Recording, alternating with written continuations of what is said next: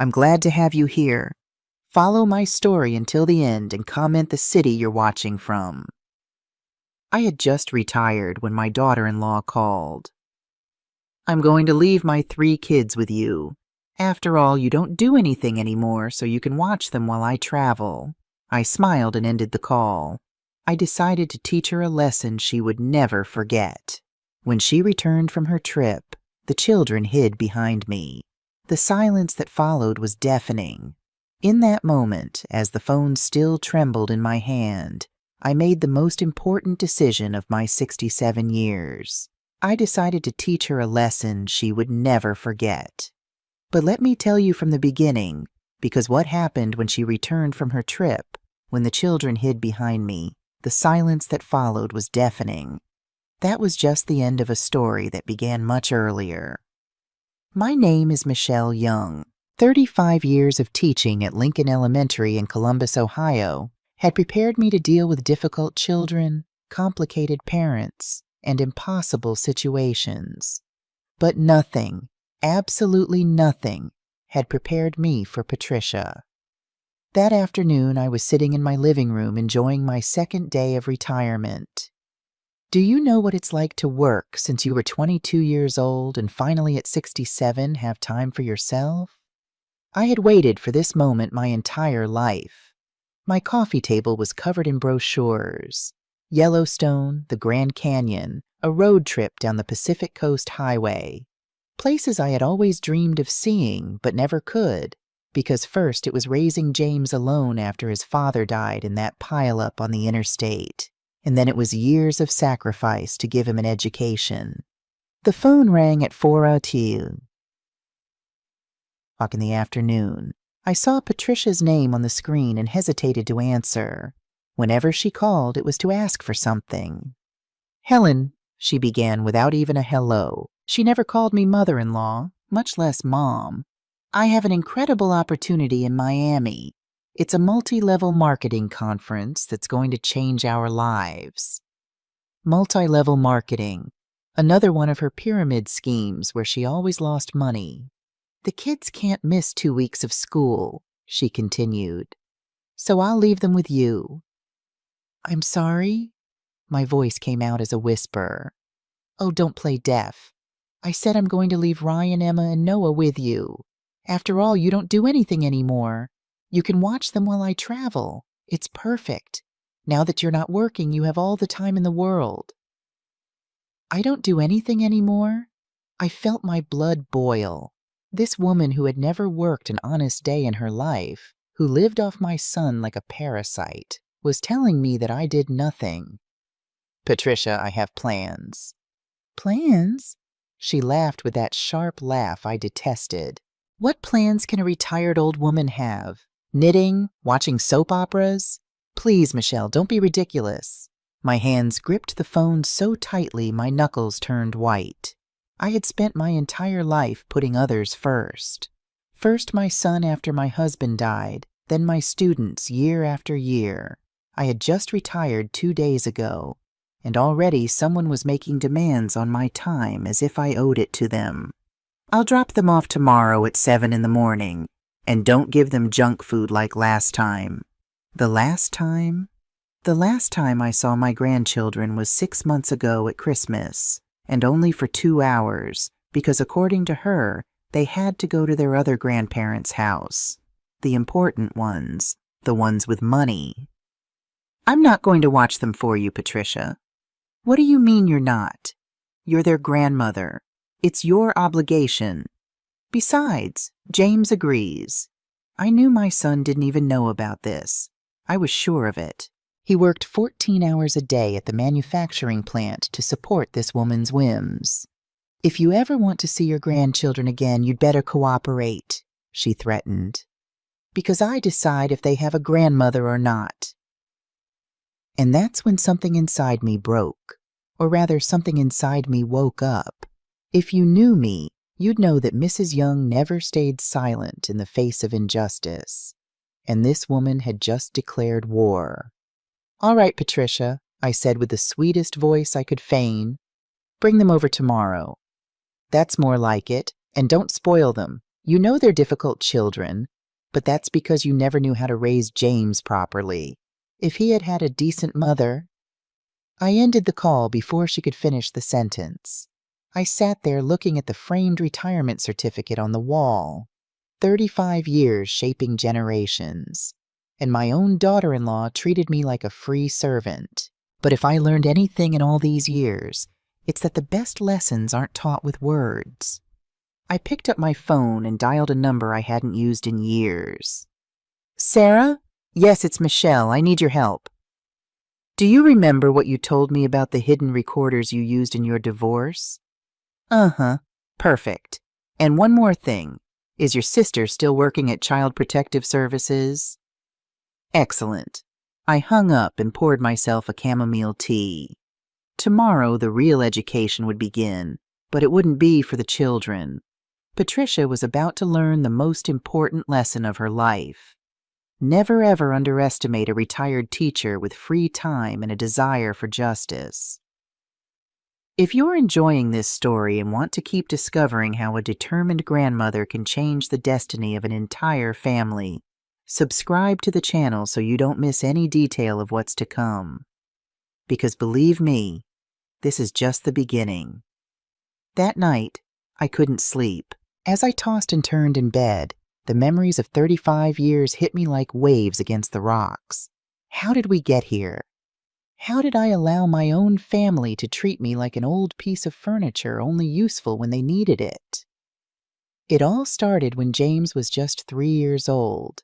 His father, my Richard, left one rainy October morning heading out on a business trip. The car was part of a 50-vehicle pileup in a blizzard on I-80. 23 people died. Richard was passenger number 24, but he survived for 3 days in the hospital. 3 days in which I spent our savings of 5 years trying to save him. "Take care of our son," were his last words. "Make him a good man." And boy, did I try. I was left with $100 in the bank account, a 3-year-old boy, and a teaching degree from the state university. The first few years were a hell I wouldn't wish on anyone. I worked double shifts, morning at the public elementary school, afternoons tutoring. James ate before I did. If there was money for a pair of shoes, they were for him. My mother, God rest her soul, would tell me, "Michelle, you're going to kill yourself working like this. Find another husband, someone who can provide for you."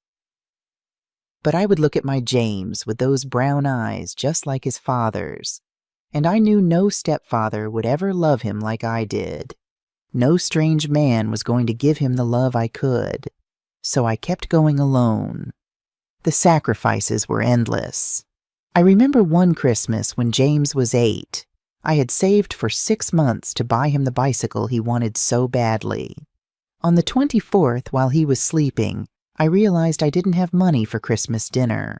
I sold my only piece of jewelry that wasn't my wedding ring, a locket from my grandmother, for $50 so I could make a turkey with all the trimmings. James never knew. To him, his mother was invincible. His mother could do anything. And that's how it had to be. When he got to high school, the expenses multiplied. Books, clothes, bus fare, supplies. I was still working my double shifts, but now I also sold pies at the church bake sale on Sundays.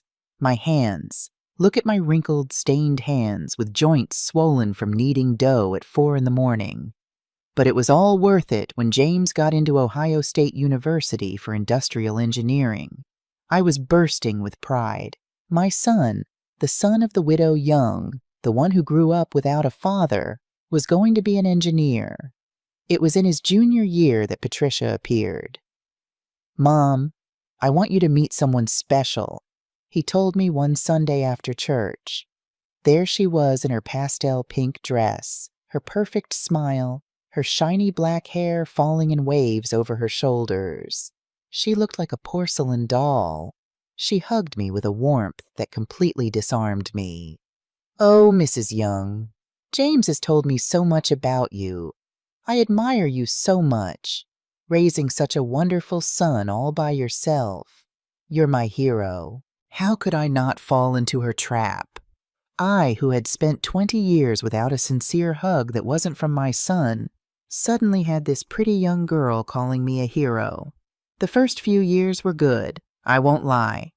Patricia would come to the house, help me cook, tell me about her humble family from a small town in West Virginia. Her father was a coal miner, her mother a waitress. That's why I understand you so much, Mrs. Young. You and I know what it's like to struggle. Lies. It was all lies, but I was so happy to see James in love that I didn't want to see the signs. They got married when James graduated. I paid for half the wedding with my retirement savings. It's an investment in my son's happiness, I justified to myself. Patricia cried with emotion, or so I thought. Now I know she was crying because she expected a more lavish wedding. The change was gradual, like poison administered in small doses. First came the subtle comments. "Oh, Michelle, what a shame James didn't have a father figure. You can see it in his lack of ambition. If you had saved better, James could have gone to a private university. No offense, but your pies are very simple. I make them with more ingredients, more gourmet." Each comment was a small stab, but I endured them. For James. Always for James. When Ryan, my first grandson, was born, I thought things would get better. I rushed to the hospital with the blanket I had knitted for 9 months. Patricia looked at it and set it aside. "Thanks, but we already have everything from Nordstrom.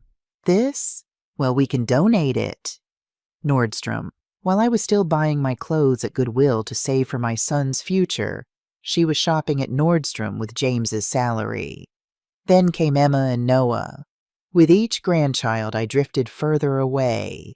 Patricia had 1,000 excuses. The children needed a routine. I would spoil them.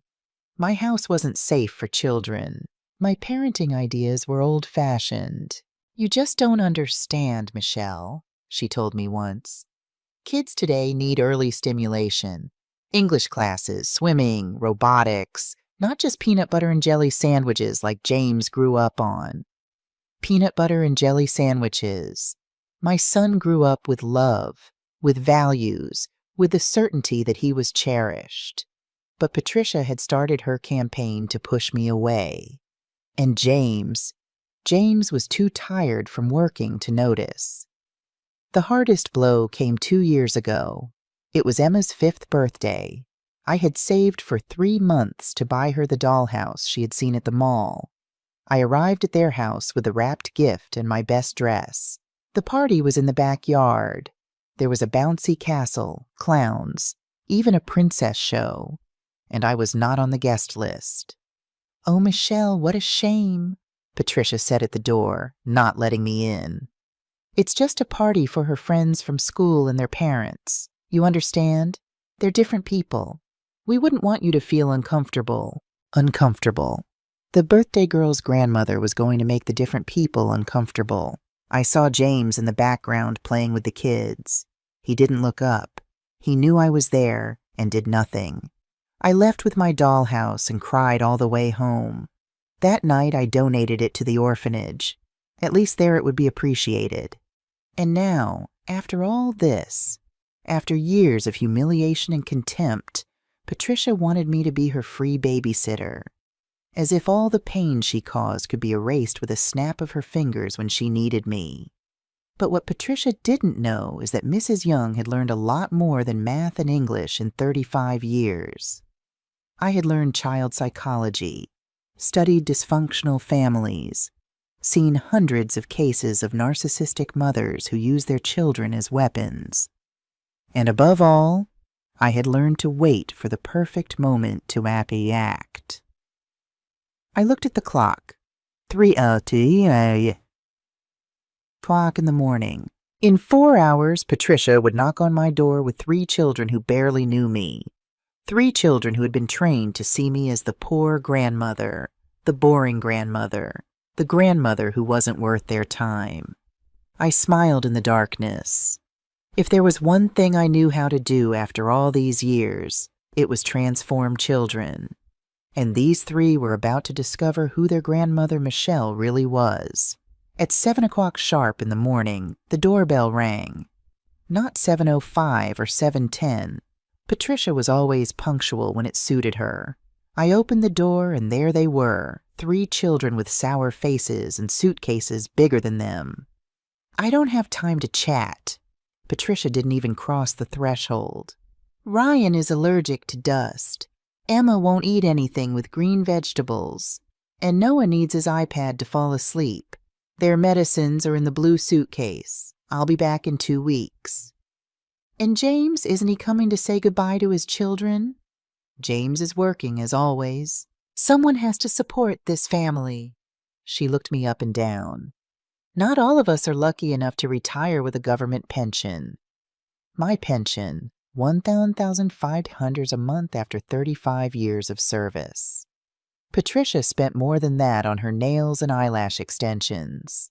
The children entered, dragging their feet. Ryan, 12 years old, with his phone glued to his face. Emma, 10, with a permanent look of disgust. And Noah, 7, already looking for the television. Be good for your grandmother, Patricia said without any conviction. Then she leaned in close to me and whispered, and don't you dare fill their heads with ideas. Remember that I decide if they ever see you again. She left without saying goodbye to her children. Not a kiss, not a hug, just the sound of her heels clicking away and the engine of her brand new SUV. I stood there with 3 children who looked at me as if I were the enemy. And then I remembered all the moments when Patricia had built this wall between us. Like that time 3 years ago when I wanted to give James $500 for a down payment on a used car. Patricia intercepted the money. Oh, Michelle, it's better if we use it for the kids' school tuition. Education comes first, don't you think? I never saw a receipt for that tuition. A month later, Patricia appeared with a Louis Vuitton handbag. A friend gave it to me, she said when I asked. A friend, right? Or when my sister Linda died and left me $5,000 in her will. I told James excitedly, thinking I could finally fix the roof of my house that leaked every time it rained. Patricia found out. Michelle, James, and I are in a tough spot. The company I was working for went bankrupt. Another one of her failed multi-level marketing ventures. And we urgently need that money. We'll pay you back with interest. Interest? It's been 2 years and I haven't seen a single dollar. My roof still leaks and now I have to put out buckets every time it rains. But Patricia's trip to Cancun with her friends last year, that she could afford. Grandma, where's the Wi-Fi? Ryan jolted me out of my thoughts. I need the Wi-Fi now. The modem is broken, I lied. I had unplugged it on purpose. What? No way! Mom! Mom! He started screaming as if he were being tortured. Your mom is gone, Ryan, and screaming isn't going to bring the internet back. You're the worst grandmother in the world. That's why nobody likes you. There it was. Patricia's poison coming out of my grandson's mouth. It didn't hurt. I was prepared. I'm hungry, Emma interrupted, but I'm not going to eat anything you cook. Mom says you're a terrible cook, and that's why Dad is so skinny. And I want to watch YouTube, Noah added. At home, I watch YouTube all day. I looked at the 3 of them. Perfect products of neglect, disguised as modern parenting. Children who knew no limits, who didn't understand respect, who had been programmed to despise me. But then I remembered the exact moment Patricia crossed the final line. It was last Christmas. I had prepared my specialty, a holiday turkey with stuffing that my mother taught me, green bean casserole, and cranberry sauce. I had cooked for 2 days. I arrived at their house with the pan still warm. The kids ran to the kitchen, drawn by the smell. Don't touch that, Patricia yelled. We don't know under what conditions your grandmother prepared it. We better order pizza. Pizza on Christmas Eve. I watched as she threw my food in the trash without even trying it. The children looked at me with pity as if I were a beggar who had brought leftovers. Grandma's food is too greasy, Patricia explained to them, and her kitchen has cockroaches. A lie. My kitchen is cleaner than an operating room, but James was there watching it all, and he only said, "Patricia knows what's best for the kids." That night I decided that my son was lost, but my grandchildren might still have a chance. "Grandma, do something. We're bored." Ryan threw a cushion on the floor. "You know what?" I told them calmly. "Your mother asked me to take care of you, not to entertain you. There's food in the kitchen, water in the tap, and beds to sleep in.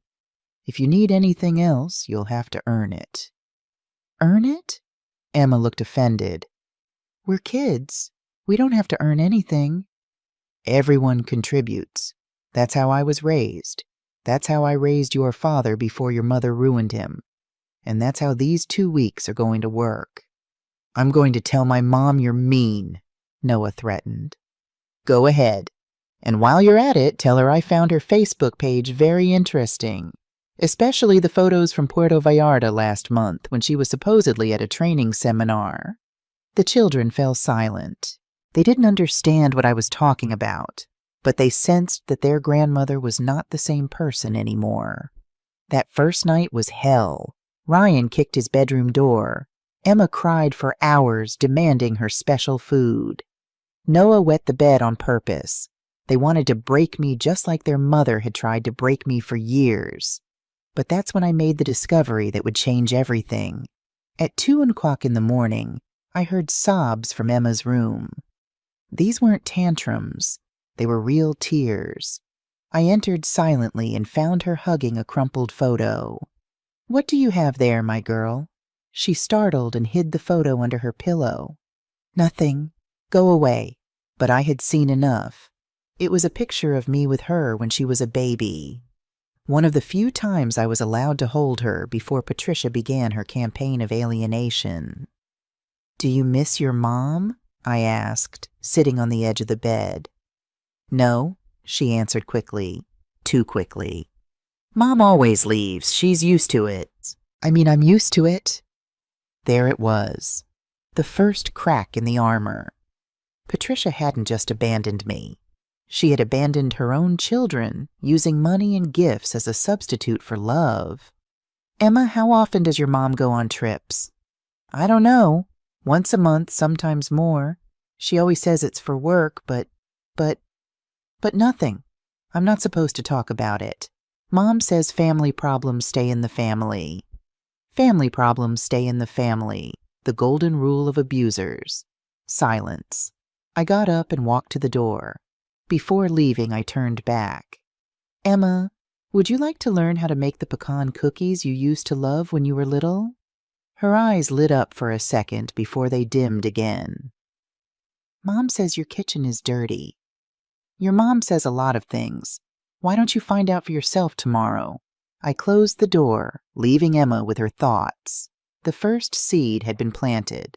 What I didn't know then was that Ryan's phone, the one he couldn't use without Wi-Fi, held messages that would reveal Patricia's darkest secret.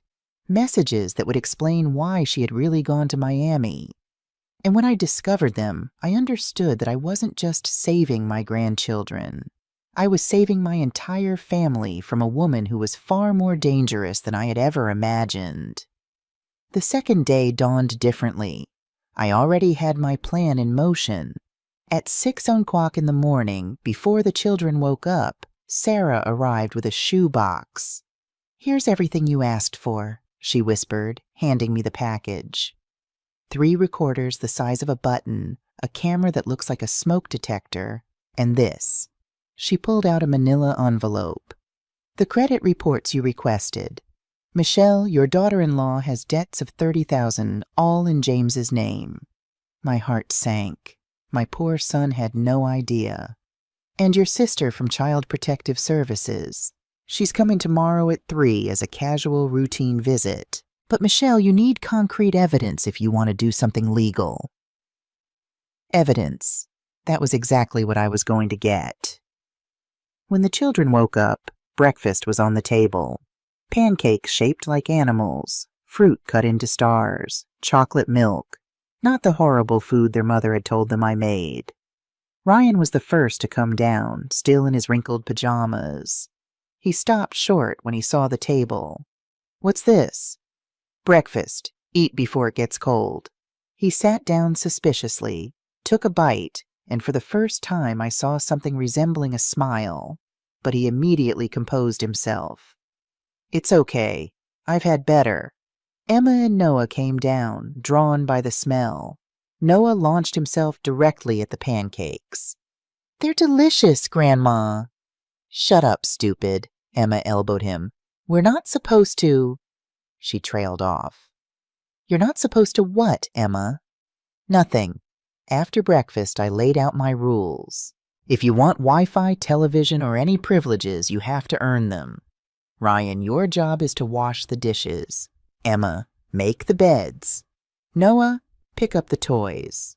"That's child labor," Ryan shouted. "No, my boy. Child labor is what I see on your mother's phone." I took out my phone and showed a screenshot of Patricia's Facebook page. "Look, here's your mom in Miami on the beach with a man who is not your father." The 3 children gathered to see. In the photo, Patricia was in a bikini hugging a man who was definitely not James. The hashtag read, #NewLife, #FinallyFree. "That's Uncle Aaron," Noah said innocently. "Mom's friend who sometimes comes over when Dad is at work." Ryan quickly covered his mouth, but it was too late. The second piece of the puzzle had just fallen into place. "Uncle Aaron?" I asked casually. "How often does Uncle Aaron come over?" "We're not supposed to talk about that." Ryan looked at me in a panic. "Mom said if we told anyone about Uncle Aaron, Dad would get very sad and could die of sadness." My God, the level of manipulation was worse than I thought. "Kids, your dad isn't going to die of sadness. Adults don't work like that. But I need you to tell me the truth about everything. It's important." "Why?" Emma crossed her arms. "Why do you want to know?" "Because I love you. And when you love someone, you protect them. And right now, you need protection." It was Noah who broke first, the youngest, the most innocent, the one who wasn't completely contaminated yet. "Grandma, why does Mom say you're mean if you make such yummy pancakes?" "I don't know, sweetheart. What else does your mom say about me?" "She says you're poor and embarrassing. That's why we can't visit you. She says your house smells bad and that you're a bitter old woman who ruined Dad's life." Every word was a stab, but I kept my composure. I discreetly installed the first recorder under the dining room table. "And what do you think?" "Your house smells like cinnamon and coffee," Emma said in a low voice. "It smells like home." That afternoon, while the kids were doing their assigned chores, protesting, but doing them, I checked Ryan's phone. I had forgotten that kids these days save everything to the cloud. With a little patience, I accessed his Google account. What I found chilled my blood. WhatsApp conversations between Patricia and this Aaron. They weren't just lovers. They were planning something much worse. "I have almost everything ready," Patricia wrote. James signed the papers without reading. "As always, the house is already in my name." "And the brats?" Aaron replied. "I'll leave them with the old woman as soon as he gives me the divorce. Besides, James works so much he barely sees them. He won't be able to ask for custody. But we need more money to move to Miami for good. The old woman has a house. It's worth at least $200,000. When she dies, James inherits, and as his wife, half is mine. Or was mine. We'll see how we can get all of it." I kept reading. Patricia had taken out 3 credit cards in James's name. She had sold the car that was in his name and told him it had been stolen. She had even tried to take out a loan using my house as collateral, but needed my signature. That's why the monthly trips. They weren't for work. They were to meet Aaron in different cities. They had been to Cancun, Puerto Vallarta, Playa del Carmen. all paid for with the money James was killing himself to earn. I took pictures of everything, every message, every photo, every piece of evidence. My friend Sarah was right. I needed to document everything. That night during dinner, I decided to test the children. "What would you like to do tomorrow?" "Go home," Ryan answered automatically. "To which house? Your dad's house or Uncle Aaron's house?" Emma's fork clattered onto her plate. I don't know what you're talking about." "Emma, sweetheart, I know it's hard, but I need you to tell me the truth. Does Uncle Aaron live with you?" "No. Well, sometimes when Dad travels for work, he stays to take care of us, in the guest room." Noah let out a nervous giggle. "No, Grandma, he sleeps in Mom and Dad's room, and he doesn't let us in. And they make weird noises." Ryan stood up from the table, furious. "Shut up, Noah. Mom said not to say anything." "And what else did your mom tell you not to say?" It was then that Emma broke. The tears started falling like a waterfall. That Dad is boring, that Uncle Aaron is more fun, that soon we're going to have a new house with a pool, that we're not going to be poor like Dad anymore, that we're not going to end up like you, Grandma, living in an old, ugly house. I hugged her. For the first time in years, my granddaughter allowed me to hug her, and she cried. She cried like the 10-year-old girl she was, not like the little robot Patricia had tried to create. "Grandma," Ryan whispered, and for the first time there was no hostility in his voice. "Does Dad know?" "No, my love. Your dad doesn't know anything." "Are you going to tell him?" "I'm going to do something better. I'm going to make sure you are all okay, that your dad is okay, and that your mom gets exactly what she deserves." That night, after putting the children to bed, and for the first time none of them protested, I called James. "Hi, Mom. How are the kids? Patricia told me you offered to watch them." "Offered?" The liar had twisted everything. "They're fine, son. Hey, could you come over tomorrow after work? There's something with the house I need to discuss with you." "Is it urgent?" Patricia asked me not to bother her on her work trip. "It's about a leak in the roof. It could affect the structure." It wasn't a total lie. There was a leak, but it wasn't in the roof. "Okay, Mom. I'll be there around 7. I hung up and looked at the calendar. 12 days until Patricia returned. 12 days to dismantle 10 years of lies, manipulation, and psychological abuse. But now I had something I didn't have before. 3 children who were starting to see the truth. And the truth, as they say, always comes out. Tomorrow the psychologist would come. James would see the proof. And the house of cards that Patricia had built would begin to crumble. The war was just beginning, but for the first time in years, I had all the weapons to win it. The 3rd day began with an explosion, literally. Noah had found the fireworks I kept for the 4th of July and decided to light one inside the house. At 5 in the morning. "Grandma, the house is on fire!" Emma screamed. I ran with the fire extinguisher that, thank God, I always keep in the kitchen. The firework had scorched the dining room curtain and filled the whole place with smoke. Noah was standing in the middle of the chaos, laughing. "It's fun, like on YouTube." "Fun? You could have burned the house down, Noah." "So what? It's an ugly house anyway. Mom said that when you die, she's going to sell it and buy us a better one." There it was, the pure venom of Patricia coming from the mouth of my 7-year-old grandson. But this time it didn't hurt me. It gave me fuel. "You know what, Noah? You're right. It's an old house. Do you know why?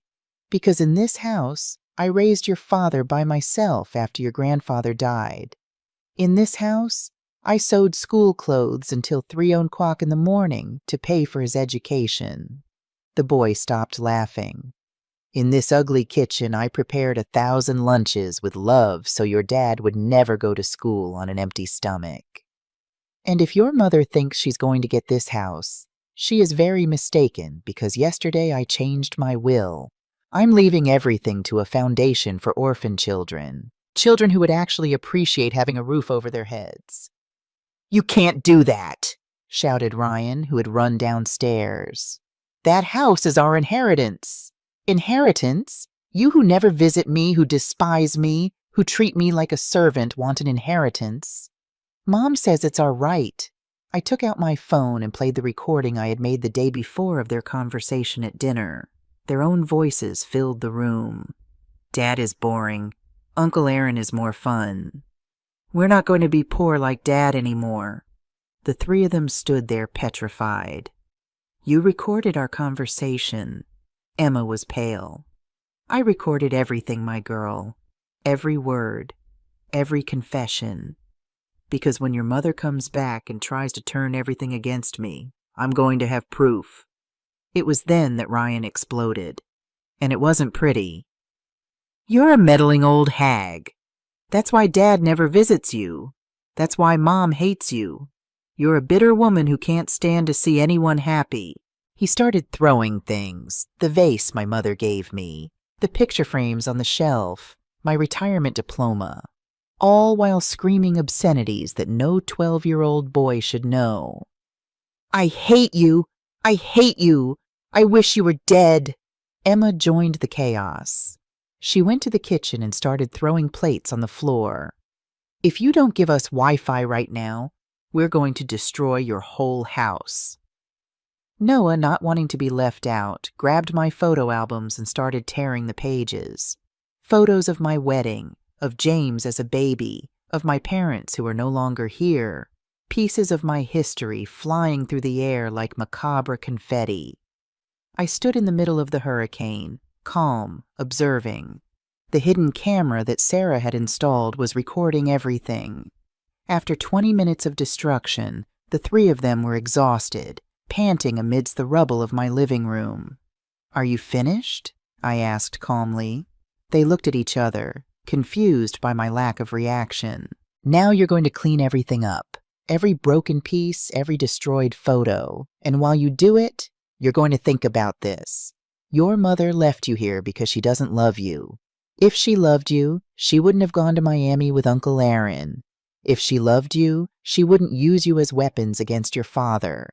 If she loved you, she wouldn't teach you to hate the only person who truly cares about you. You don't care about us, Ryan shouted. Oh no, who do you think convinced your father not to sell the house when he lost his job 3 years ago? Who lent him money to pay your tuition when Patricia spent the money on her trips? Who has been saving money for your college education since you were born? I pulled out 3 savings passbooks from the drawer, one in each of their names. Ryan, $4,500, Emma, $3,800, Noah, $2,500. Every month from my $1,500 pension, I save $100 for each of you. Since I can't see you, at least I can secure your future. But you know what? Tomorrow I'm going to the bank to close these accounts. I'm going to give that money to children who actually value the efforts of others. Ryan grabbed his passbook with trembling hands. $4,500 for me? It was for you, not anymore. It was Emma who broke first. Grandma, we didn't know. You didn't know? Or you didn't want to know? It's easier to believe your mother's lies than to think for yourselves, isn't it? At that moment, the doorbell rang. It was Lisa, Sarah's sister from Child Protective Services. Good morning, Mrs. Young. I'm here about a call we received regarding possible child neglect. The children turned white. Please come in. As you can see, the children have just had an episode. Lisa observed the destruction, took out her camera, and started taking pictures. Did the children do this? Mom says it's their way of expressing themselves, Noah murmured. Your mother encourages them to destroy other people's property? Mom says Grandma is old and it doesn't matter what she thinks, Emma replied. Lisa took notes. And where's your mother now? In Miami on a work trip, Ryan said automatically. Work? I took out my phone and showed Patricia's Facebook page. A new photo, her and Aaron toasting on a yacht. Lots of work. As Lisa reviewed the photos, the conversations I had printed, the bank statements with the debts, her expression grew more and more serious. "Children, I need to speak with each of you separately." While Lisa interviewed the children, I picked up the pieces of my broken photos. Each fragment was a memory, but they no longer hurt me because now I understood that I wasn't losing the past. I was reclaiming the future. An hour later, Lisa came out of the room where she had been with Ryan. "Mrs. Young, these children are suffering from severe emotional neglect. The psychological manipulation is evident. The oldest is on the verge of depression. The girl has chronic anxiety. And the little one, well, the little one is acting out what he sees. What can I do? For now, document everything. When the father comes, I need to speak with him. And when the mother returns, well, I'm going to have to open a formal investigation." After Lisa left, I found the 3 children sitting on the stairs. They no longer looked like the little tyrants who had arrived. They looked like what they really were, scared and abandoned children. "Are they going to take us away from our parents?" Noah asked with a trembling voice. I sat with them on the stairs. "No, my love, no one is going to separate you from your father, but things are going to change. It's going to hurt. Change always hurts. But sometimes it's necessary." "Grandma," Ryan wouldn't look me in the eye. "About Uncle Aaron, Dad is going to die of sadness if he finds out. No, my boy, your father is stronger than you think, and he deserves to know the truth. We all deserve the truth." That afternoon, while they cleaned up the mess they had made, this time without protest, I heard Emma whisper to Ryan, "What if Grandma is right? What if Mom really doesn't love us?" "Shut up," Ryan replied, but his voice no longer had conviction. "Mom has to love us. She's our mom." But even he was doubting now. The armor of lies was beginning to crack. That night after dinner in silence, Noah approached me with something in his hands. It was a torn photo that he had tried to tape back together. The photo of his father on his graduation day. "I'm sorry, Grandma. I tried to fix it." I hugged him. For the first time since he arrived, my youngest grandson hugged me back. "We can fix a lot of things, Noah, but first we have to accept that they're broken." And in a few hours, when James arrived, the real reconstruction would begin. Stone by stone, truth by truth, until nothing was left of Patricia's castle of lies. James arrived at 7:15. He came straight from work, his engineer's uniform stained with grease and his eyes sunken with exhaustion. When I saw him at the door for a moment, I saw the 8-year-old boy who used to cry because the other kids made fun of his patched-up shoes. "Hi, Mom. Where are the kids?" "Doing homework in the dining room." "James, sit down. We need to talk." "Is it about the leak? Can I check it quickly?" "It's not the leak in the roof, son. It's the leak in your marriage." He froze. "What are you talking about?" I placed a folder on the table. Inside were the screenshots of Patricia's conversations with Aaron, the statements from the credit cards she had opened in his name, the Facebook photos of her work trip in Miami. James took the papers with trembling hands. With each page he turned, his face lost more color.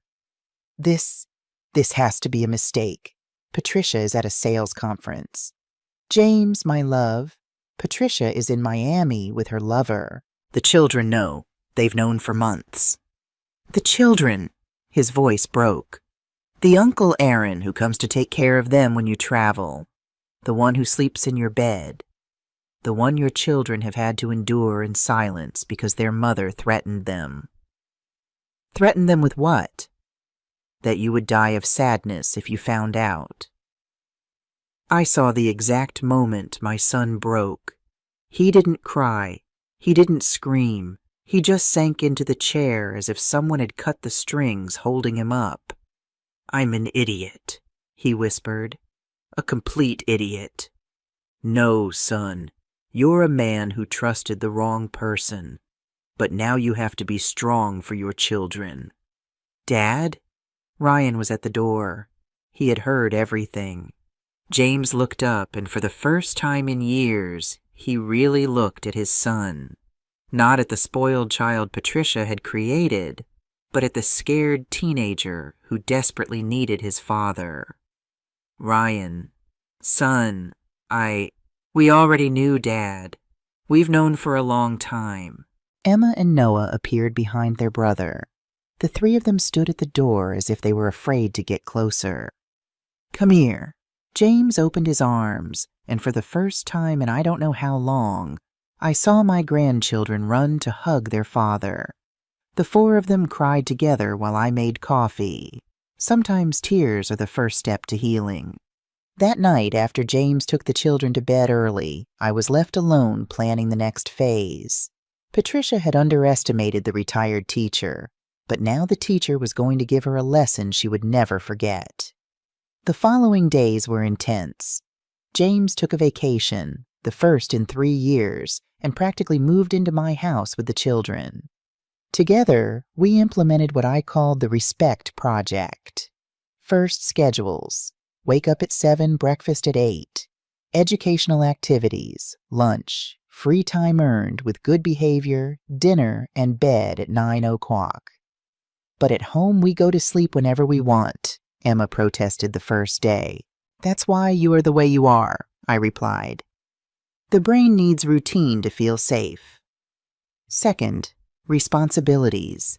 Each child had age-appropriate chores. Ryan helped with the garden, Emma in the kitchen. Noah organized the games.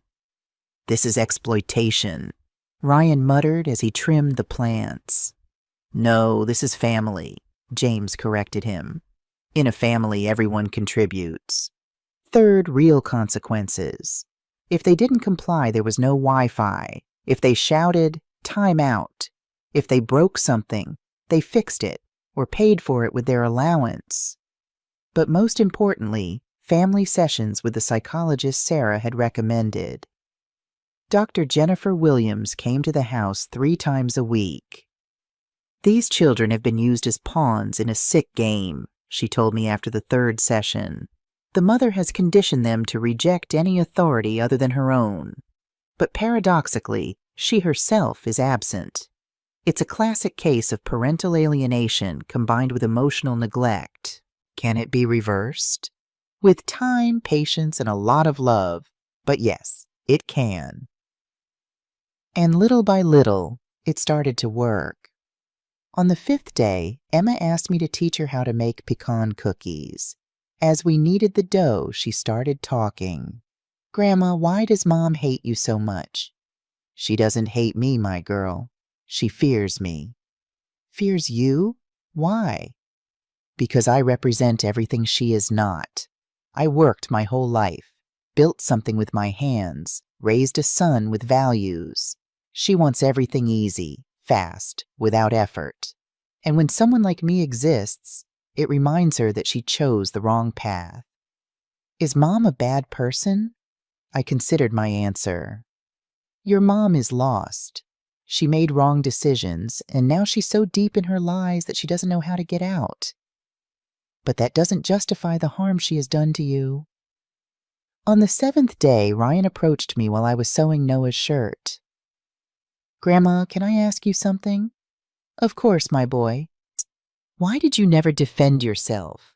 All these years when Mom spoke badly of you, why did you never say anything?" "Because I thought keeping the peace was more important than being right. It was a mistake. Sometimes silence isn't peace. It's complicity with abuse." "Do you regret it? You regret not acting sooner?" "I regret many things, Ryan, but I don't regret acting now." On the 8th day, something extraordinary happened. Noah, my youngest grandson, the most damaged by the neglect, brought me a drawing. It was our family. James, the 3 children, and me in the center. Patricia was not in it. "And your mom?" I asked gently. "Mom is on a trip," he replied. "She's always on a trip, but you're always here." That night, James and I had a conversation we should have had years ago. "Mom, I'm so sorry. I failed you as a son." "No, James. I failed you as a mother. I should have taught you to recognize the signs. I should have protected you better. How did I not see what was happening?" "Because love blinds us, son, and because manipulators are experts at making us doubt our own perception." "What am I going to do when she comes back?" "That's what we're preparing for. I have a plan." And I did have a plan. With Sarah's help, I had contacted a lawyer specializing in divorces with parental alienation. With Lisa from Child Protective Services, we had a complete file. With Dr. Williams, we had psychological evaluations of the children. On the 9th day, the children did something that left me speechless. They organized a dinner for their dad and me. They cooked with supervision, set the table, and even made a centerpiece with flowers from the garden. "It's to say thank you," Ryan explained with no trace of the hostile boy who had arrived. "Thank you for not giving up on us." During dinner, James took out his phone. "Patricia sent me a message. She says she'll be here in 5 days and hopes the kids are ready." "Ready for what?" Emma asked. James looked at me. It was time to tell them. "Kids, when your mother comes back, things are going to change a lot. Dad is going to file for divorce." I expected tears, protest, drama. Instead, Noah asked, "Are we still going to be able to come to Grandma's?" "You're going to live with me," James said, "and you'll see your grandma every day if you want." "And Mom?" Ryan tried to sound indifferent, but I saw the pain in his eyes. "Your mom will have to make decisions, but no matter what happens, you are going to be okay. I promise you." That night, as I tucked Noah in, he told me, "Grandma, you know what? I don't miss the iPad anymore." It was a small miracle, but big changes always start with small miracles. There were 5 days left until Patricia's return. 5 days to finish preparing everything. Because when she walked through that door, she wouldn't find the broken children she had left, nor the submissive mother-in-law she expected to manipulate. She would find a united, strong family ready for battle. And I, the old retired teacher who, according to her, did nothing, was about to teach her the most important lesson of her life. Never ever underestimate the power of true love over manipulation. The 10th day began with a revelation that changed everything. Emma came to my room at 6:30 in the morning, her eyes red from lack of sleep. "Grandma, I need to tell you something. Something I haven't even told Dad." I sat up in bed and hugged her. "What's wrong, my girl?" Mom has another phone, one that Dad doesn't know about. She hides it in her makeup bag. One day I saw it by accident and she trailed off, trembling. "And what did you see?" "Photos. Lots of photos of her with Uncle Aaron, but also there were documents. Papers from a bank in Miami and something about a house she bought there." My heart stopped. A house in Miami. Yes, and there was more. An email from a lawyer about custody. Mom wants to take us to live in Miami with Uncle Aaron. It said something about how the U.S. doesn't have an extradition treaty for civil cases or something like that. My God, Patricia wasn't just planning to leave James. She was planning to steal the children and disappear. "Is there anything else I should know?" Emma hesitated, then pulled something from her pajamas. It was a USB drive. I copied everything. I don't know why I did it. Maybe because deep down I knew that someday someone would need to see it. I hugged her tightly. My 10-year-old granddaughter had had to carry this secret alone, being braver than many adults. I plugged the USB into my old computer. What we found was devastating. Not only was there evidence of the house in Miami purchased in Aaron's name, with money Patricia had been siphoning from their joint accounts for 2 years, but there was also a detailed plan. Phase 1. Convince Jay that I need a training trip to Miami. Phase 2. During my absence, A will empty the house of anything valuable. Phase 3. Upon my return, I will provoke a fight with the old woman. I'll make it look like she mistreated the children. Phase 4. I'll use that to justify leaving with the children for their safety. Phase 5. Once in Miami, there's no turning back. But the worst was in an audio file. It was Patricia talking to someone on the phone. I don't care if the brats cry for their dad. They'll forget in 2 months. Besides, James is so pathetic he won't even fight. And if he does, I have edited videos that make it look like he hits Ryan. Technology works miracles, my friend. Emma was crying. Was Mom going to say that Dad hit us? Your mom was willing to do anything to get her way, but Dad has never laid a hand on you. Never. I know. That's why I've been recording everything since you arrived, to protect you and your dad. Just then, Ryan walked in. What are you guys talking about? Emma told him everything. I saw the fury grow in my eldest grandson's eyes.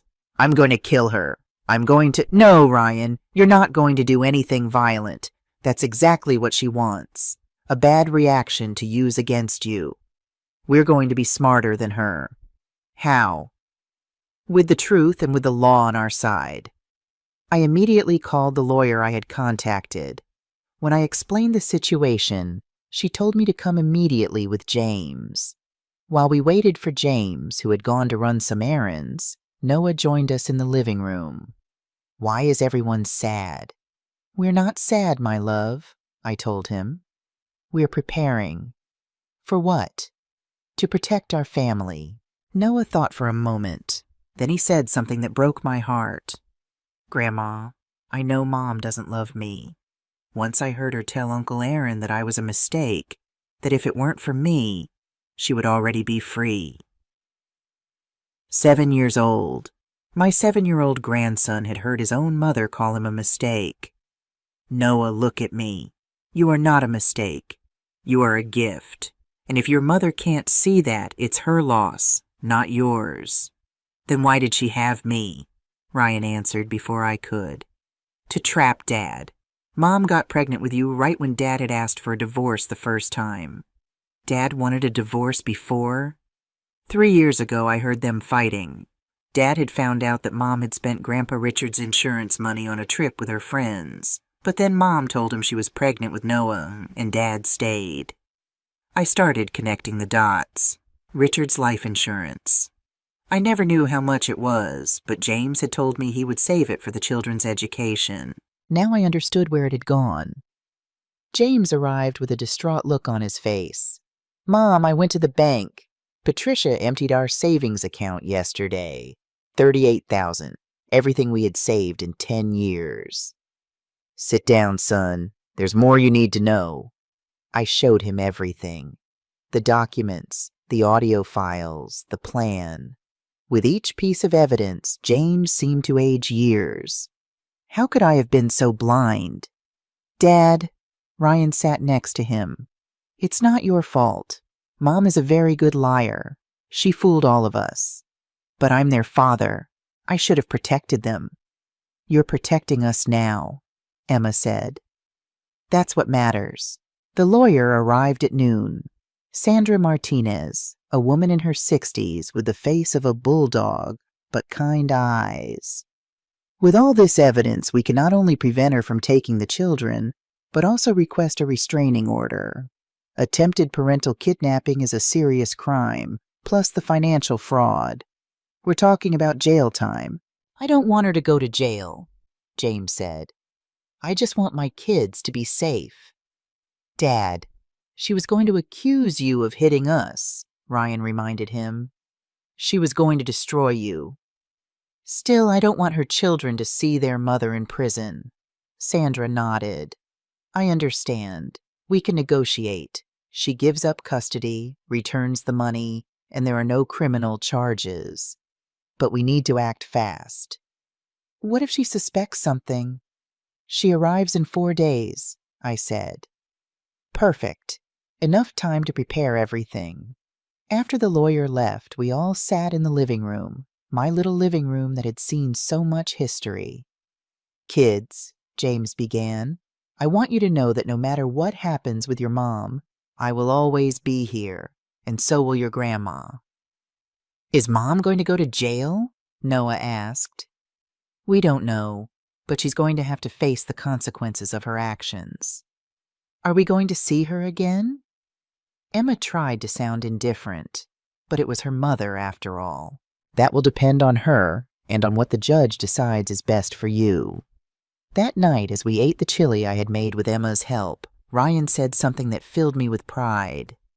"Grandma, thank you for not giving up, for fighting for us when we weren't even fighting for ourselves. I will always fight for you. Always." "You know," Emma added, "these have been the best days of my life. For the first time, I feel like I'm in a family." "Me too," Noah said with a mouthful of chili.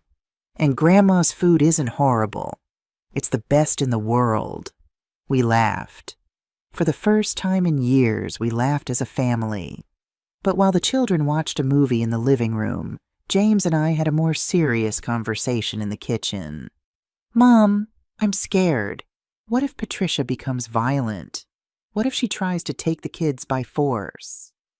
"That's why we have the plan. The day she arrives, the children will be at Sarah's house. The police will be alerted. The lawyer will be present. She won't be alone with them for a single minute." "And what if the kids miss her later? What if they hate me for separating them from their mother?" "The children will miss the mother they never had, not the one they do have. And with therapy and love, they will heal. We will all heal." I looked at my grandchildren in the living room, cuddled on the sofa, watching the movie. In 10 days, they had changed so much. They were no longer the little broken tyrants who had arrived. They were children, just children who needed love and boundaries. There were 3 days left until Patricia's return. 3 days to finish legally protecting these children. Because what Patricia didn't know was that while she was enjoying herself in Miami, an army had risen here, an army of love, truth, and justice. And we were ready for war. The last 3 days before Patricia's return were the most intense and beautiful of my life. It was as if the universe had given us this time to build the foundation that should have existed from the beginning. The 11th day dawned rainy. While I was making breakfast, I found Ryan in the living room looking at a photo album I had rescued from the destruction of the first day. "That's Dad." He pointed to a photo where James was his age. Yes, he had just won the state math competition. Look at the pride on his face. He looks like me. "No, my boy, you look like him. And not just physically. You have his intelligence, his nobility. You had just buried it under pain." Ryan turned the page. There I was, 35 years old with my first group of students. "You looked happy, Grandma." I was happy. Teaching was my passion. Like cooking, like loving you all. "Why did you let Mom push you away from us?" I sat next to him. "Out of cowardice. I thought that if I didn't make waves, one day she would change. But abusers don't change with submission. They get stronger." "Grandma, do you think I'm like Mom? Sometimes I feel so much rage inside." "Rage doesn't make you bad, Ryan. What you do with it is what defines who you are. Your mother uses her rage to harm.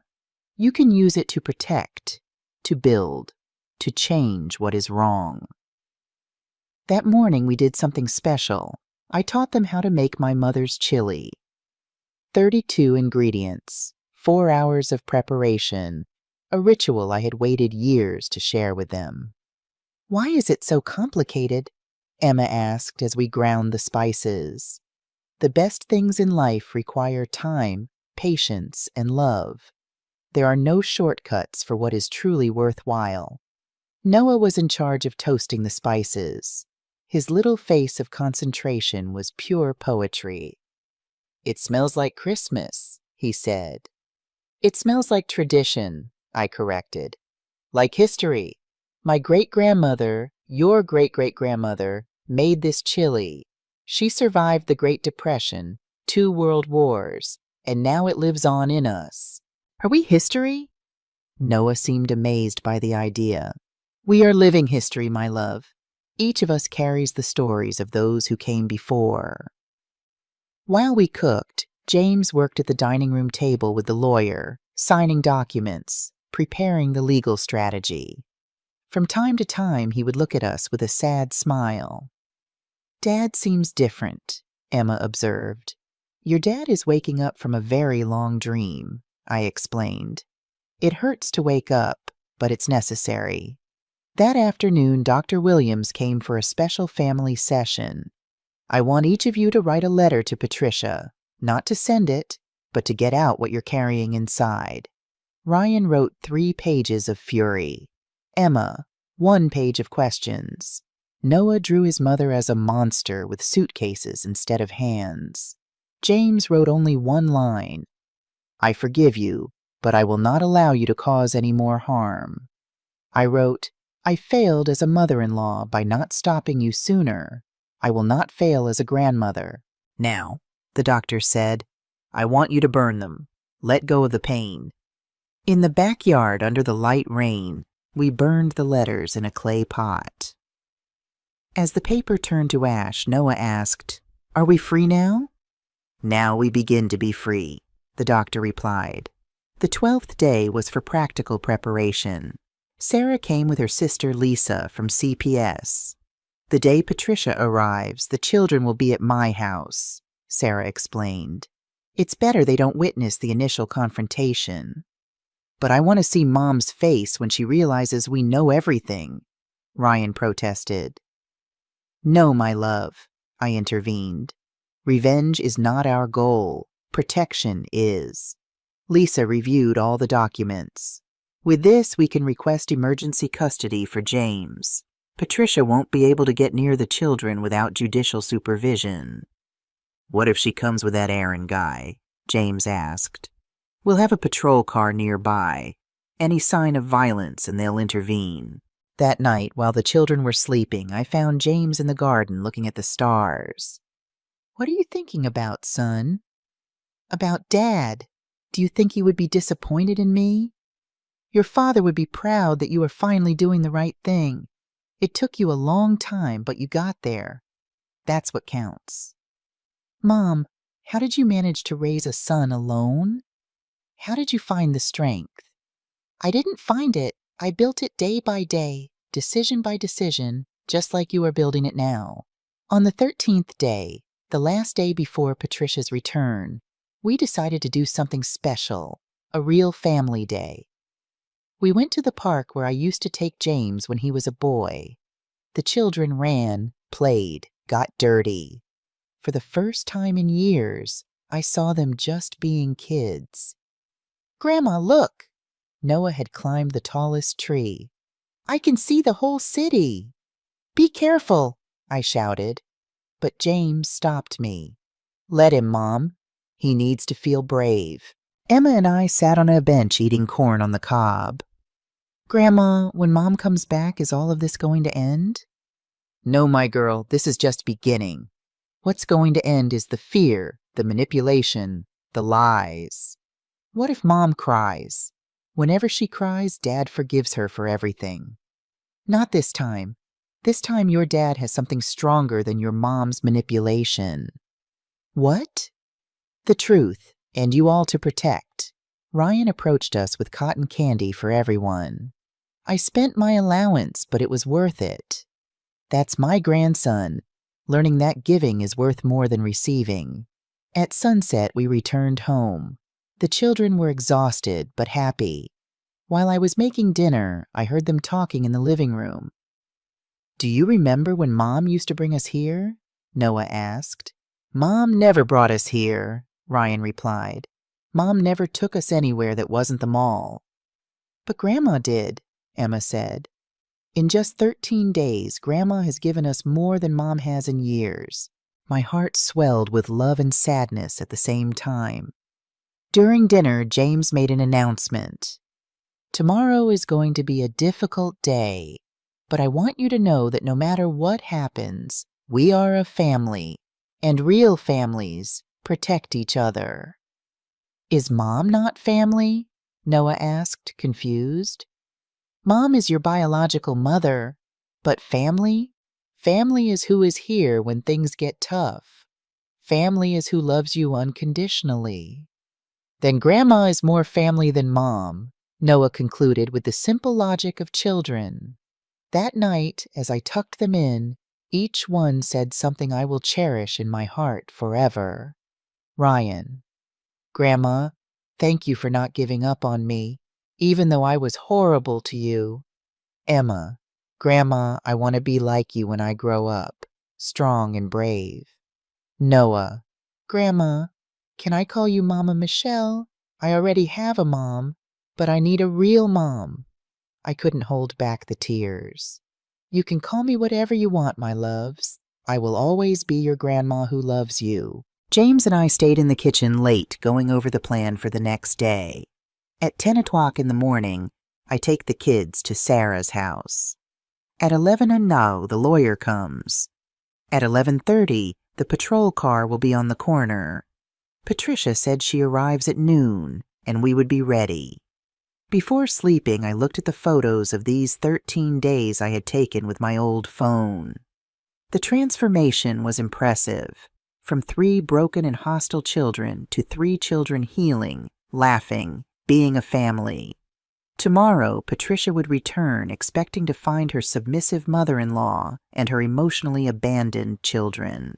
Instead, she would find the consequences of her actions. She would find that true love is always stronger than manipulation. She would find that the family she had despised had become an impenetrable wall protecting the children she had used as weapons. And I, the old retired teacher, was ready to teach the final lesson, the most important one, the definitive one. It was 11:58 in the morning. James and I were sitting in the living room with Sandra Martinez beside us. The documents were on the coffee table like soldiers, ready for battle. My phone showed a message from Sarah. The kids are fine, playing in the yard. They don't suspect a thing. At 12:03, we heard the engine of Patricia's SUV. My heart was beating so hard I was sure James could hear it. Calm down, Mom, he said, taking my hand. She has no power over us anymore. The door opened without a knock. Classic Patricia, walking in as if she owned the place. She was tan, wearing a new dress that probably cost more than my monthly pension, and dragging a Louis Vuitton suitcase.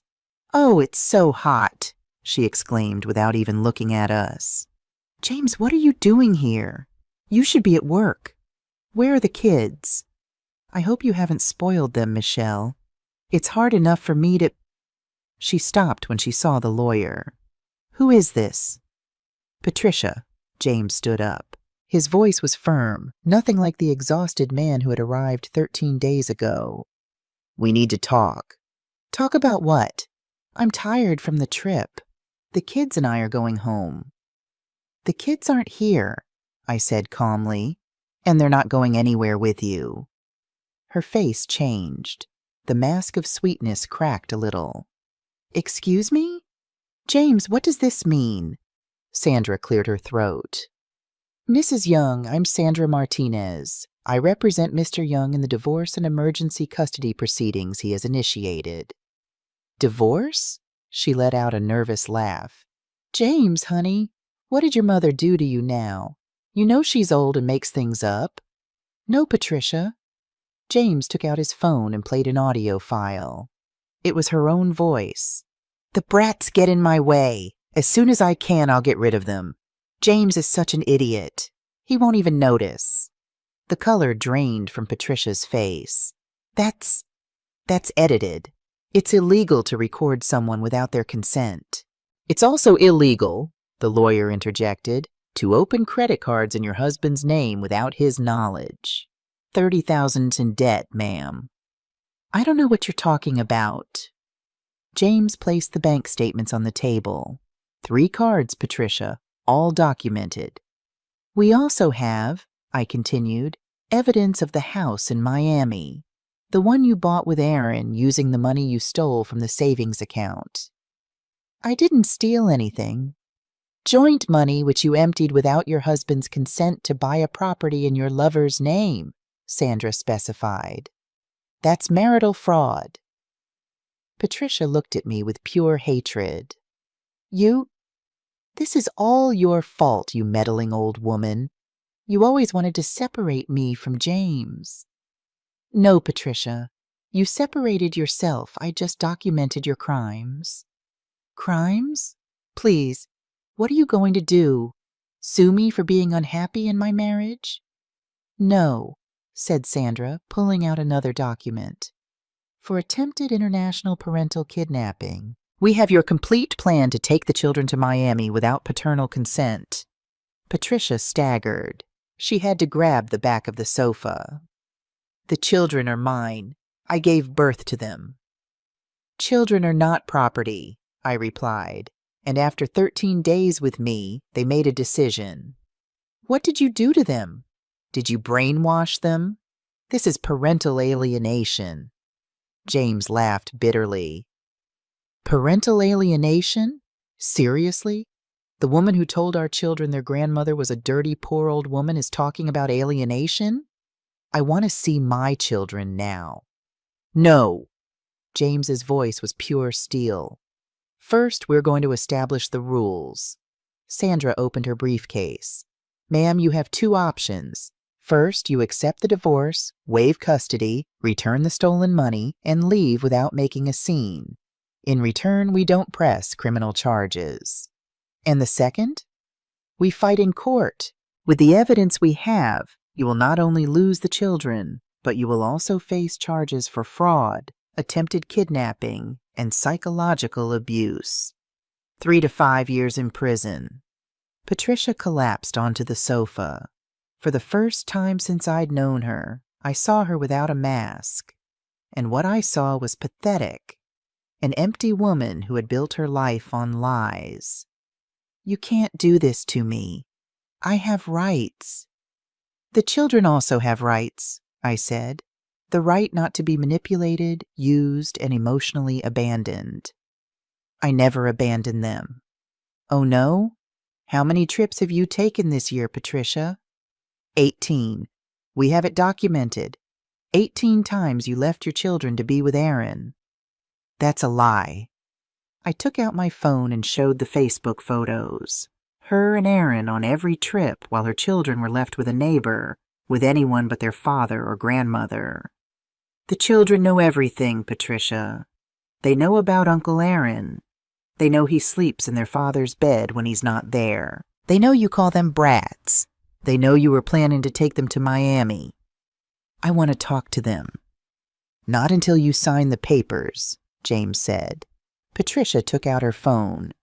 I'm going to call Aaron. He's a lawyer. He'll defend me. Go ahead, said Sandra. But I should inform you that Aaron has already been notified that he is implicated in a fraud case. I doubt he wants to dig himself in deeper. She dialed. Once, twice, 3 times. Aaron didn't answer. He abandoned me, she whispered. Like you abandoned your family, I said. She jumped up. This isn't over. I will get my children back. I will. Mom? We all turned. Emma was at the door. She had snuck away from Sarah's house. My love. Patricia ran towards her, but Emma stepped back. Don't touch me. Emma, my baby. What did they do to you? What did this old woman tell you? Grandma didn't tell me anything. You said it all. In your messages with Uncle Aaron, in your lies, in every time you left us. I was working to give you a better life. No. You were traveling with your lover while we thought we were orphans with living parents. Ryan and Noah appeared behind their sister.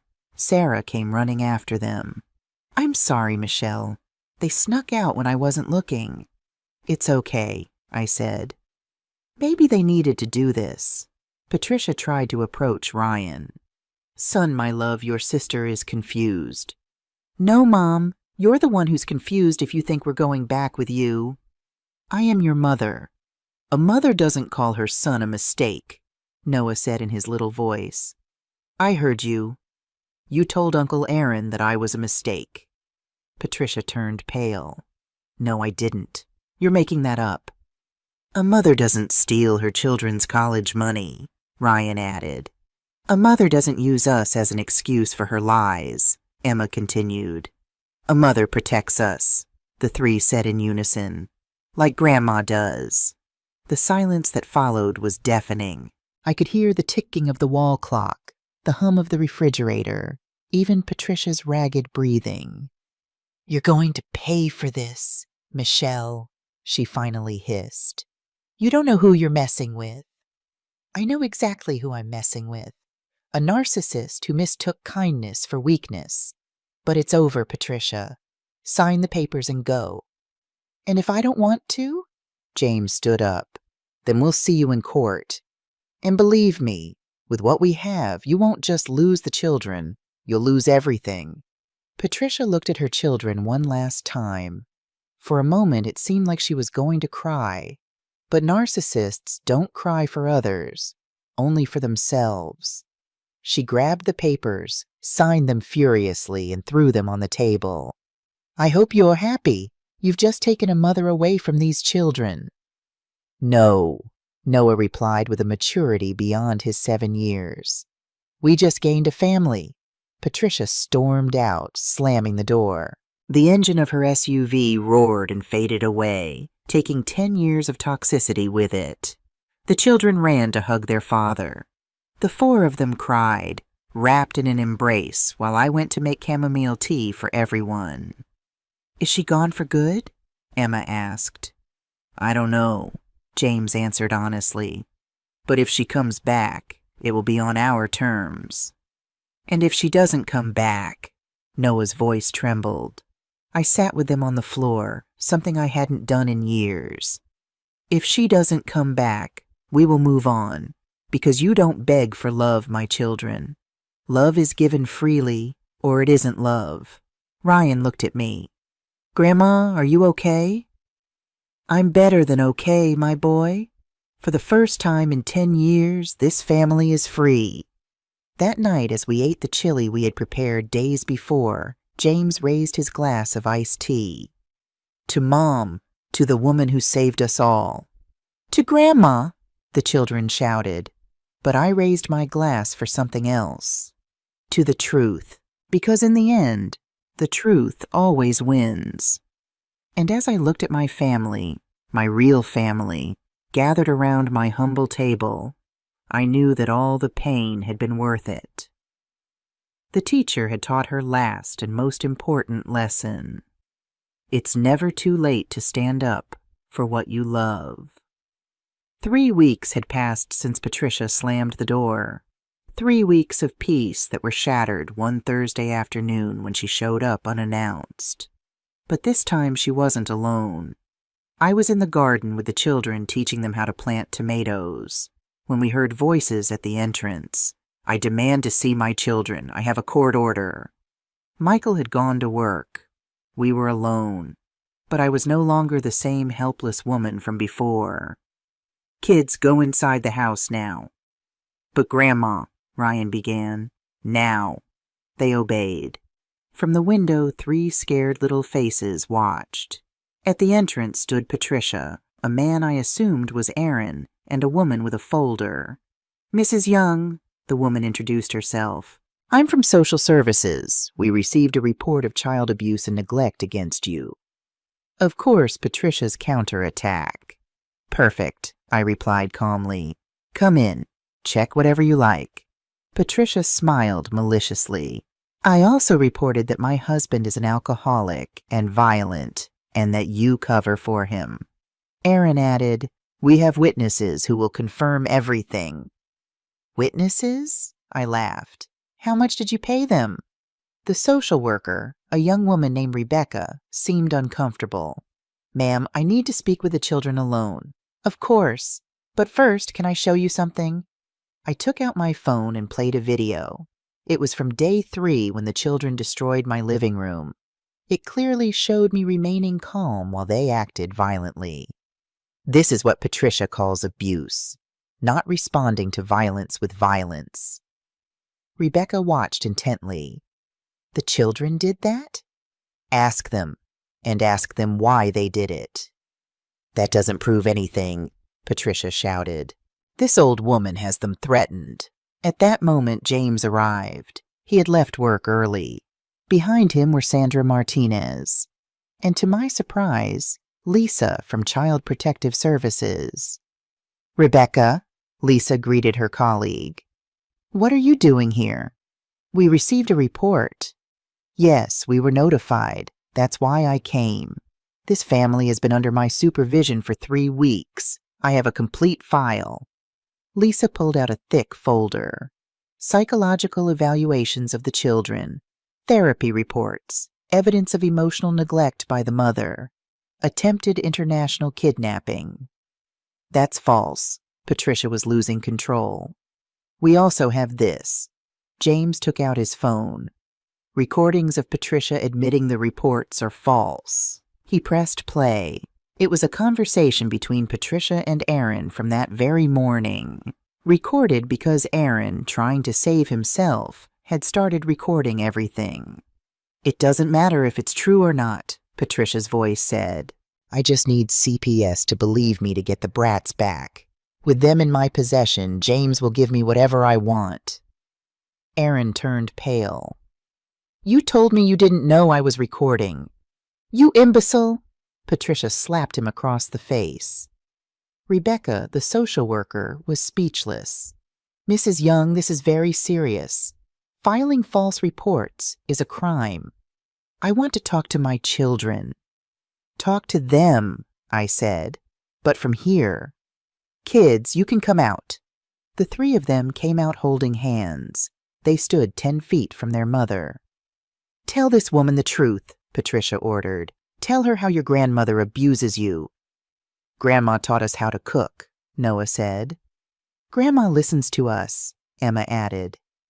Grandma loves us, Ryan concluded. You just use us. She brainwashed you. It's parental alienation. Lisa intervened. Mrs. Young, in my 20 years of experience, I have never seen such a clear case of projection. You accuse others of exactly what you do. I have something else to show, I said. I went into the house and came out with a box. These are all the cards, drawings, and letters the children have made for me over the years that you threw in the trash.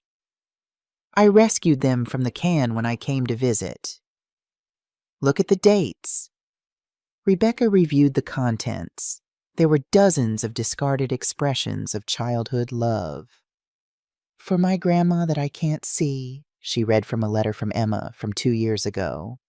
I miss you, but Mom says you're busy. There's also this. James pulled out an envelope. The results from the private investigator I hired. Patricia has been living a double life. Not just with Aaron.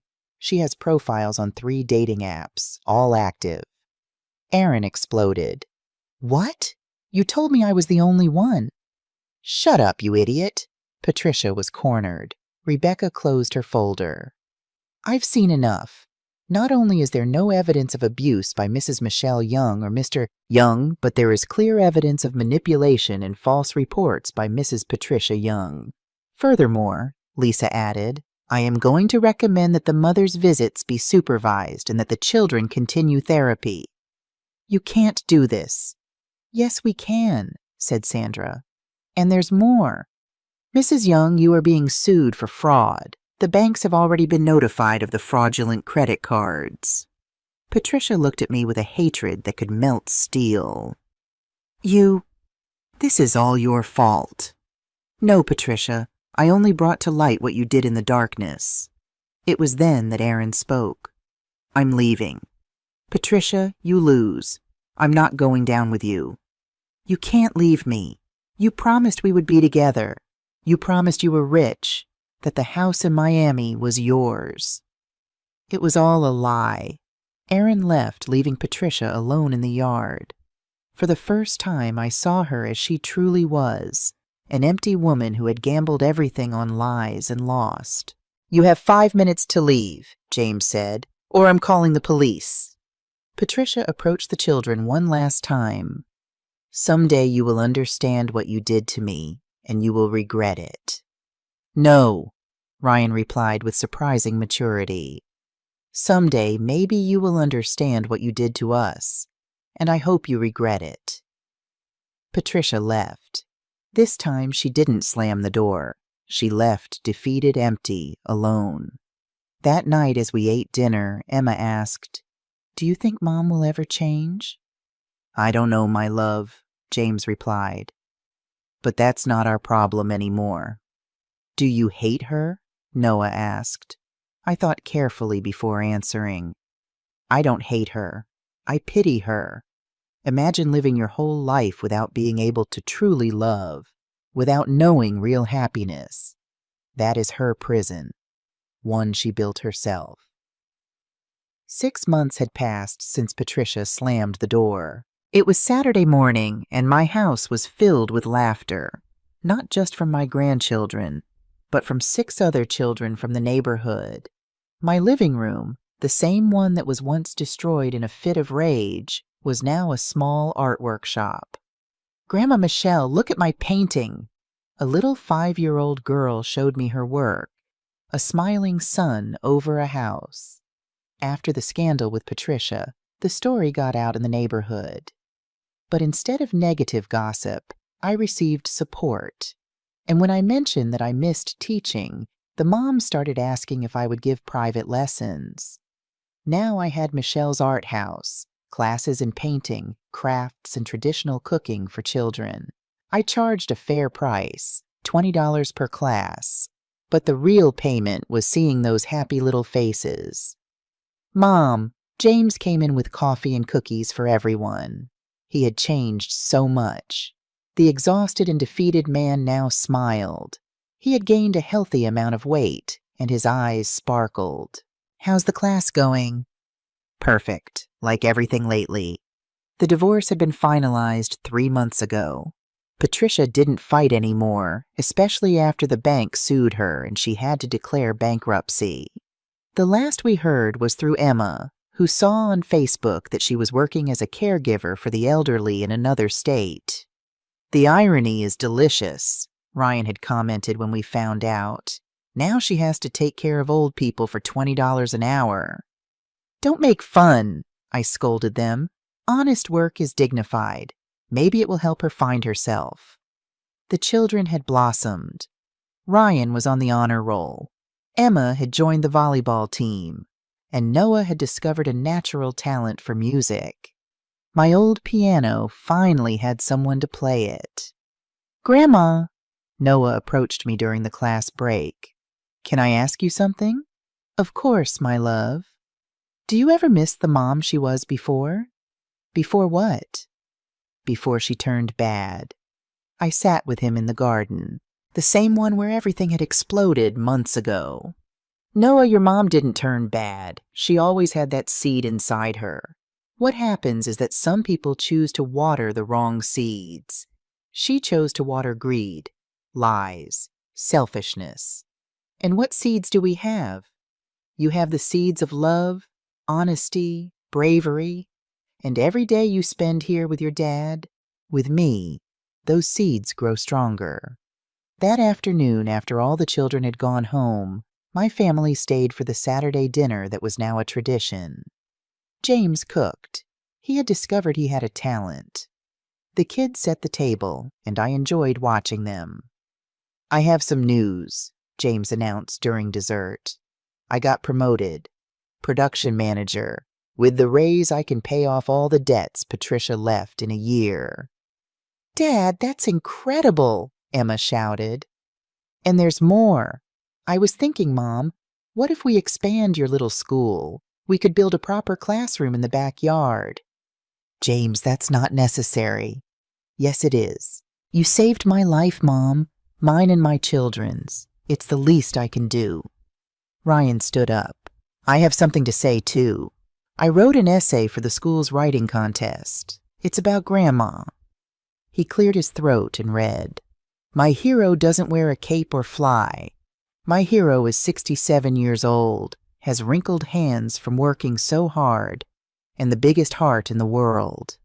My hero is my grandmother, who taught me that true love isn't bought with expensive gifts or lavish trips. It's built with patience, with boundaries, with presence. My grandmother saved me from becoming a monster. She taught me that family isn't just blood, it's a choice. And I choose my grandmother today and always. I couldn't hold back the tears. Neither could James. Even Emma, who acted tough, cried. I wrote something too, Emma said, but it's a poem. Once there was a girl so lost in a world of lies and frost. A grandma came with love so true and showed her a path fresh and new. Now the girl is lost no more, for she found love at her grandma's door. Noah didn't want to be left out. I didn't write anything, but I made you this. He pulled out a drawing. It was all of us in front of the house holding hands. Above it, he had written in his child's handwriting, "My real family." That night, after everyone had gone to sleep, James and the kids stayed on weekends. I went out to the garden. The full moon illuminated my tomato plants, which were already beginning to bear fruit. I thought of Richard, my husband. I did it, my love. I raised our son, and now I'm raising our grandchildren. Not how we imagined, but I'm doing it. I thought of Patricia, alone somewhere taking care of the elderly for pennies. I hope you find peace, I whispered to the wind. I hope one day you understand that love isn't manipulated, it's cultivated. And I thought of myself, the retired teacher who didn't do anything anymore. I smiled. I had never done so much. I had never been so useful. I had never been so happy. The following Monday, while preparing for the next art class, I received an unexpected call. Mrs. Young, this is the principal of Lincoln Elementary. We heard about your art school. We were wondering if you'd be interested in giving workshops here as well. Paid, of course. Life was giving me back everything I had sown, with interest. But the best reward came a month later. It was Mother's Day. I didn't expect anything. I had never been celebrated much on that day. That morning the children woke me up with breakfast in bed. Happy Mother's Day, Mama Michelle, the three of them shouted. But I'm your grandmother. You're more than that, James said from the doorway. You're the mother we all needed. They handed me an envelope. Inside were legal papers. What is this? The children want you to be their legal guardian as well, James explained. In case something happens to me, they want to make sure they stay with you, not with Patricia. It was our idea, Ryan clarified with pride. I cried. I cried like I hadn't cried since Richard died. But these were tears of pure joy. As we all ate breakfast together on my bed, which nearly broke from the weight, Noah asked, Grandma, are you happy? I looked around. My son recovered. My grandchildren healing. My house full of life and purpose. I'm more than happy, my love. I am whole. And it was true. Because in the end, it wasn't Patricia who lost. It was us who won. We won freedom. We won peace. We won true love. The teacher had taught her final lesson, but the learning would continue forever. Because that's what family is. A classroom where we never stop learning how to love. If this story touched your heart, if it reminded you that it's never too late to stand up for what you love, if it inspired you to set healthy boundaries, share it. Leave a comment telling us where you're reading from. Sometimes the grandmothers who seem to do nothing are the ones holding the whole world together. And remember, respect isn't begged for, it's earned. And when someone doesn't offer it, it's time to demand it. Subscribe for more real-life stories where true love always finds a way. What would you do if you were in my place? Have you ever been through something similar? Comment below.